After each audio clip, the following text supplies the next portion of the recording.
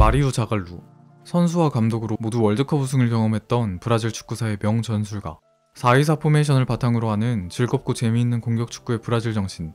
진가의 혼을 감독으로도 이어갔던 자갈루는 1970년 브라질 국가대표팀의 지휘봉을 잡아 펠레, 토스탕, 히벨리누, 제루송 등 여러 플레이메이커들을 공존시키는 전술로 역사상 최강팀을 잘 조합해내 막강한 경기력으로 조국의 세 번째 우승을 이끌기도 했습니다. 또한 20여 년 뒤 또 대표팀의 부름을 받아 호나우두를 앞세워 1997년 코파 아메리카 우승, 1998년 월드컵 준우승에 성공하기도 한 자갈루는 프란츠 베켄바워, 디디에 데샹과 함께 선수와 감독으로 모두 월드컵 우승을 해본 기념비적인 업적을 쌓았습니다. 프란츠 베켄바워. 축구 역사상 가장 위대한 수비수.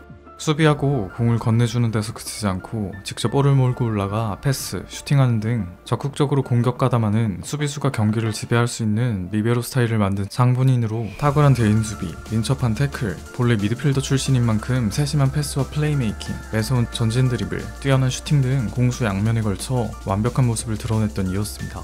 베켄바워는 붉은 유니폼을 입고 미넨을 유럽 최고 명문팀으로 탈바꿈시키는 4차례의 분데스리가와 포칼 우승, 유러피언컵 3연패를 진두지휘했습니다. 그 13년 동안 그는 키커로부터 27번의 월드클래스를 12시즌간 올해의 팀에 선정되었고 디만샤프트의 일원으로도 어린 나이부터 핵심이었던 그는 특히 리베로 시스템을 대표팀에 접목해 이룬 국제대회 3연속 성공으로 이어진 이 기간은 독일 대표팀 역대 최고의 전성기로 평가받습니다. 더해서 본인이 참가한 메이저 대회에서 모두 올스타팀에 들었고 발롱도르 2위 2번, 1972년과 76년에 1위까지 했으니 정말 카이저라는 이름이 안 아까운 업적들입니다. 루이지 리바. 부정할 수 없는 이탈리아 축구 역사상 최고의 스트라이커.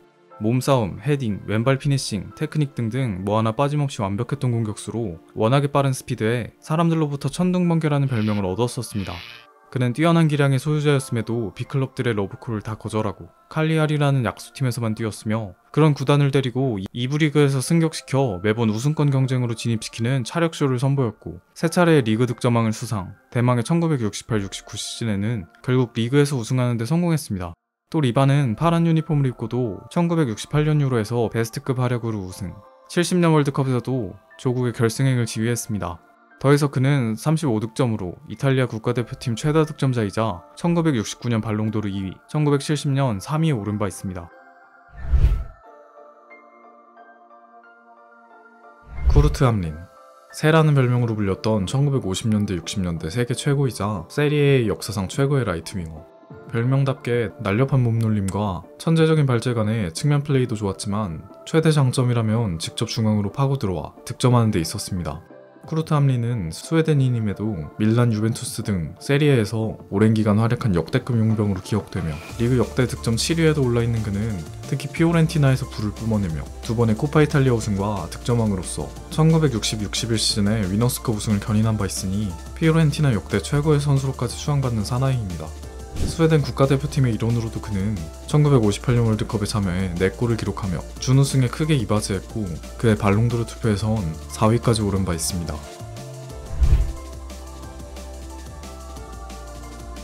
자코모 로시. 로마의 심장으로 불렸던 당대 세리아의 작은 거인.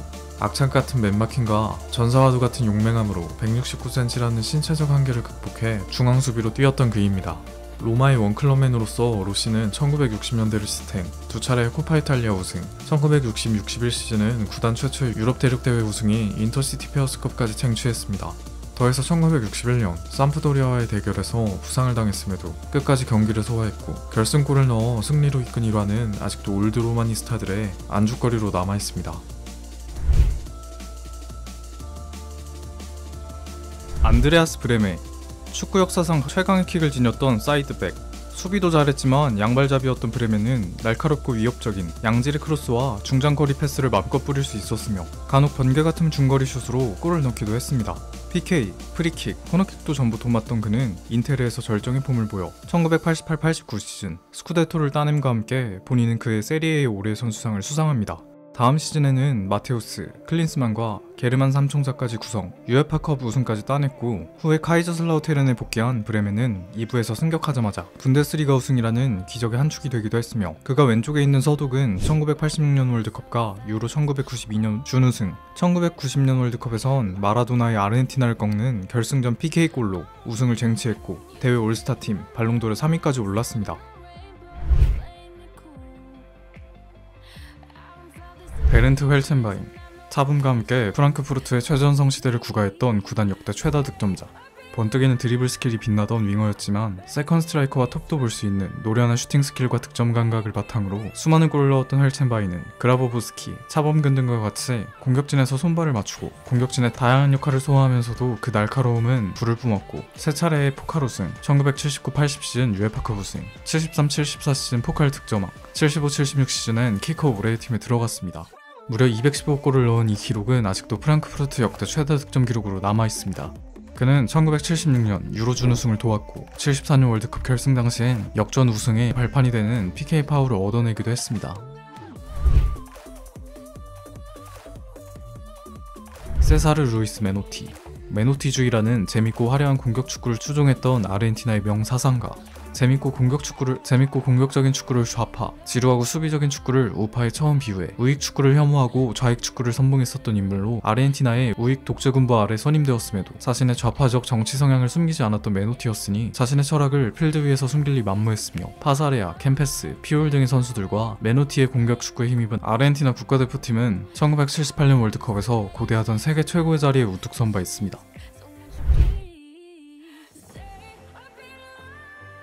카를하인츠 슈넬링어, 범국민적인 사랑을 받았던 독일의 자동차 폭스바겐만큼이나 드높은 위상을 가졌던 1960년대 중후반 최고의 사이드백, 폭발적인 엔진을 단 듯한 오버래핑과 체력, 완관 1대1만큼 능력으로 이름을 떨쳤고 리베로로 뛸 만큼의 커맨딩 능력도 있었던 그는 쾰른 소속으로 리그 우승을 이끌며 1962년 발롱도르 3위, 키커랑 리스테로부터 월드클래스 등급을 무려 5회나 받았고 때문에 밀란으로 무대를 옮겨 네레오로코 감독의 카테나우치오 시스템의 코어로서 한 차례의 세리에 우승과 세 차례의 코파 우승, 1968-69 시즌에는 유러피언컵 우승까지 경험했습니다. 3새끼를 가슴에 달고도 엔진 역할을 하며 아쉽게 우승 못했지만 4위, 3위, 2위를 모두 월드컵에서 경험해봤으며 그중 1962년 대회에서 비공식 올스타에 이름을 올렸습니다. 스반 예란 에릭손, 최초로 서로 다른 세 나라의 클럽에서 도메스틱 더블을 달성했던 북유럽 축구사 최고의 명장.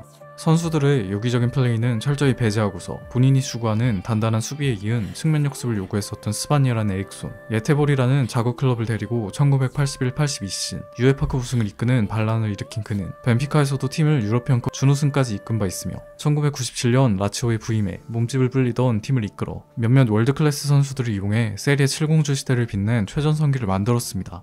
1999-00 시즌에 리그 우승을 포함한 두 차례의 코파 이탈리아 우승, 각 한 번의 UEFA컵 준우승, 위너스컵 우승 등을 이끌며 에릭손은 당시 세계 최고의 감독 반열에 오른 바 있습니다. 살바토레 스킬라치, 어느 날 하늘에서 떨어진 1990년 이탈리아 월드컵의 신데렐라.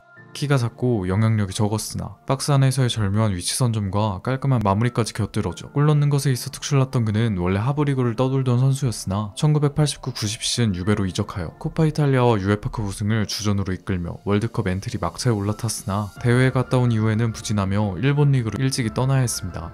그럼에도 이 스킬라치가 꾸준히 팬들에게 언급되는 이유는 1990년 월드컵 때문인데 본래 만치니, 비알리 등의 후보였지만 그들이 부진하자 예선 막바지부터 주전으로 활약해 무려 6골을 기록하면서 3위에 올랐고 본인은 득점왕과 마테우스, 마라도나 등을 제치고 MVP에 뽑히는 위험을 보였습니다.